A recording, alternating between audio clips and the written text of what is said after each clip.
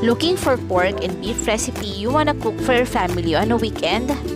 Why don't you try my most requested Bistek Tagalog? Very easy but surely delicious. Your family will love it.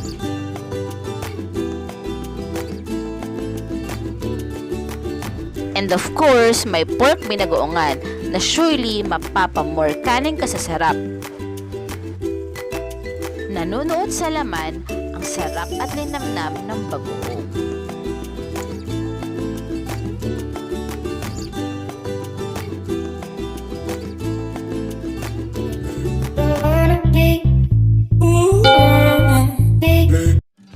Let's start with our pork binagoongan recipe.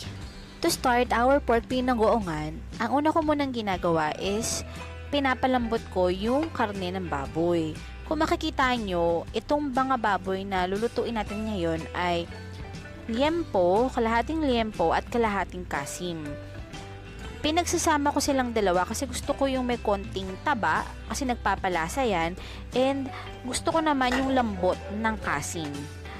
Dadagdagan natin ng 1/4 cup of vinegar and then water.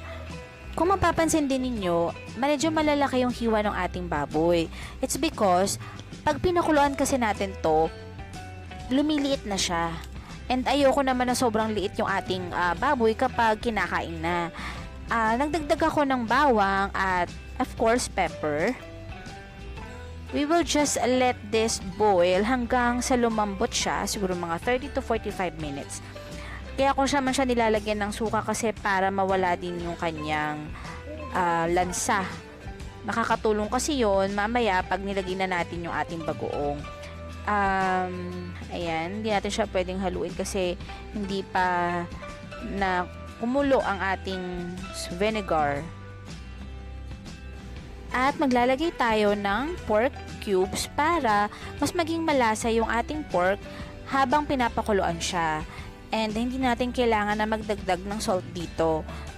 Gagamit naman tayo ng separate pan para igisa yung ating bagoong. Of course, maglalagay tayo ng mantika. This is just vegetable oil. And then, saka natin ilalagay yung ating onions. Magsasaute lang muna tayo ng onions until maging translucent siya. Once na makita na natin na translucent na yung ating onions, then we can add our tomatoes. And isasaute lang ulit natin siya. Ano ba yung rule kapag tayo ay nagigisa ng tomatoes? Para hindi masira kaagad yung ating ulam.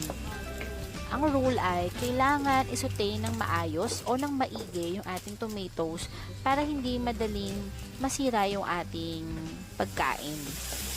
After 2 minutes of sauteing, ito na yung itsura niya. Almost halfway na tayo sa pagluto ng kamatis.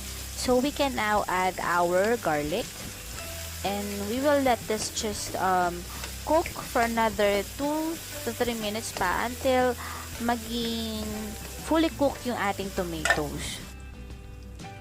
At this point, naluto na ng maayos yung ating tomatoes. Nasaute na siya. So, we can now add our bagoong. Pwede tayong gumamit dito guys ng dalawang klase ng bagoong. Yung una is yung freshly made na nabibili sa palengke or yung naka-ready na naka-bottle. Ako, mas gusto kong ginagamit yung naka-bottle kasi hindi siya masyadong maalat compare mo dun sa mga nabibili sa ating wet market. Para sa canned bagoong, gumagamit ako ng 1/4 cup plus 2 tablespoon of bagoong. And of course, isasaute lang natin siya. We will let this cook for medium heat. Papakuluan din natin siya by adding 1/4 cup of water. And I'm adding coconut milk. This is 1/4 cup also. Ito yung dahilan kung bakit napakalinamnam at napakasarap ng aking pork binagoongan. I'm now adding the pepper, and then we will let this boil for mga 5 to 10 minutes until maluto yung ating coconut milk. I'm also adding teaspoon of white sugar para lang mabalance yung lasa ng ating ulam. Along the way, kung tingin ninyo kulang pa yung bagoong na nilagay ninyo, pwede nyo naman tong dagdagan. Nung tinikman ko yung aking sauce, feeling ko kulang pa siya ng bagoong, so I'm adding another 1/4 cup. Mas okay na yung ganito, magdadagdag ka na lang sa bandang huli. Compare mo naman na mas maalat na siya kasi mas mahirap na magtanggal ng alat eh. Pakukuluan ko pa ito ng konti hanggang sa mag-reduce pa yung kanyang sauce, and saka natin i-combine yung ating pork. And oo nga pala guys, para sa konting kick ay naglalagay ako ng green na sili kasi hindi ako masyadong mahilig sa maanghang, kaya 3 piraso lang yung nilagay ko. For garnishing na lang yung iba kasi hindi talaga ako mahilig sa spices. So konti lang yung nilalagay kong sili, pero nasa sa inyo naman yun. Kung gusto nyo na mas maanghang, pwede nyo dagdagan. Hintayin na lang natin tong kumulo, mag-reduce, and then ilalagay na natin yung ating pork. By the time na mag-reduce to, for sure, malambot na yung ating pork. After a few minutes ulit, eto na, malambot na yung ating baboy. Kaya, idinadagdag ko na siya dito sa ating sauce. One by one. Yan, dahan-dahan lang.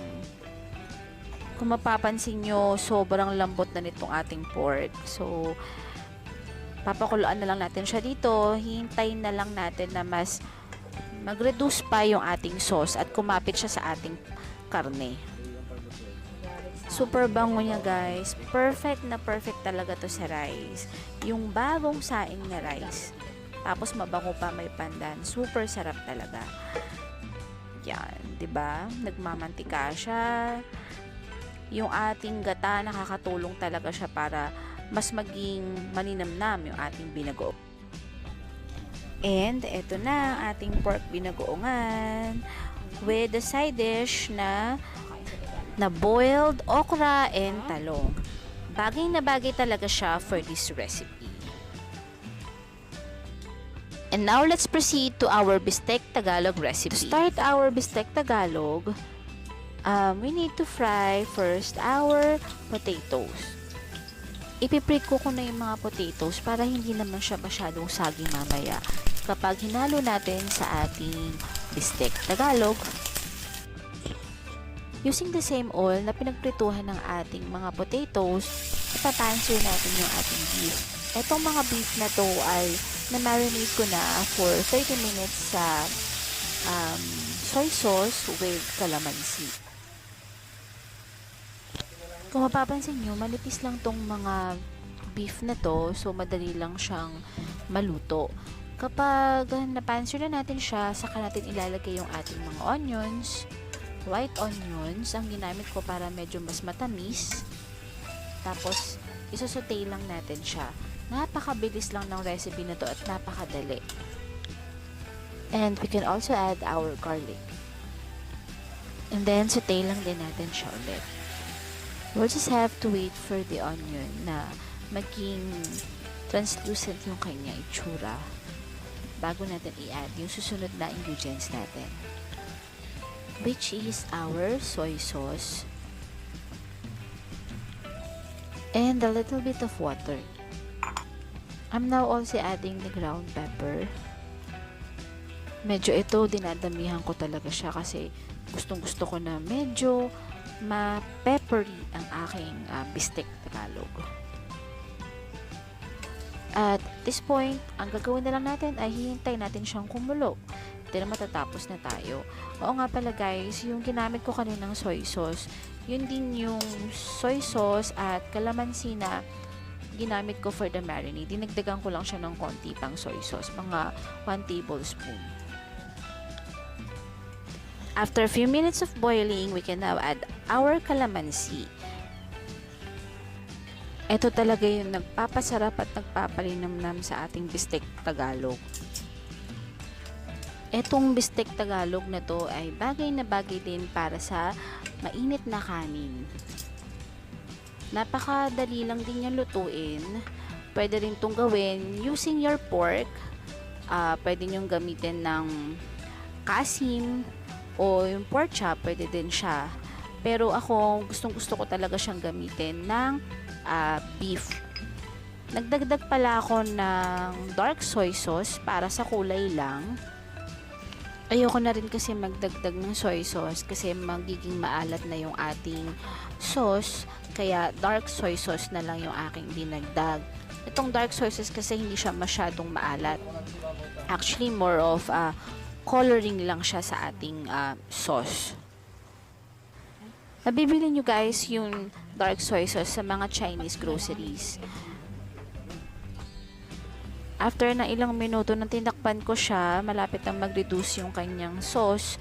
So, dinagdag ko na yung aking mga patatas. Yan. Isa-isa lang. Actually, kung medyo maalat yung gawa mo na sauce, pwede mong dagdagan yung iyong patatas kasi tatanggalin niya yung alat, sisip-sipin niya yun. At pagkatapos ay hintayin lang natin ulit siya na maluto. Ayan na, after ng ilang minuto, nagtitiken na yung kanyang sauce, mas naging brown na din yung ating bistek at mas kaaya-aya na siyang tignan ngayon. Yan.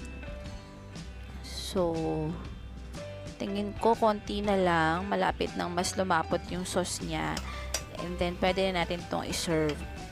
Titikman ko lang. Wow, saktong-sakto na yung kanyang lasa. Hindi siya masyadong maalat at hindi din naman siya matabang. Sakto lang yung lasa niya at masarap siya para sa akin. Pero kung kayo gagawa ng bistek, kung ganito yung procedure na gagawin nyo, pwede nyo dagdagan accordingly sa panlasa ninyo. And eto na yung ating finished product. I-transfer ko na siya sa lalagyan. Naglagay lang ako ng fresh onion sa ibabaw. I hope you liked the video today and you will try this at home. Surely your family will love this. Please also don't forget to subscribe and like my channel. And do not forget to put your comment below. You may also request for the recipe you want me to cook for you on my next video. Thank you guys for watching and special thanks to my Team Paangat and Team Palipad. Stay safe everyone. See you on my next vlog. Goodbye for now.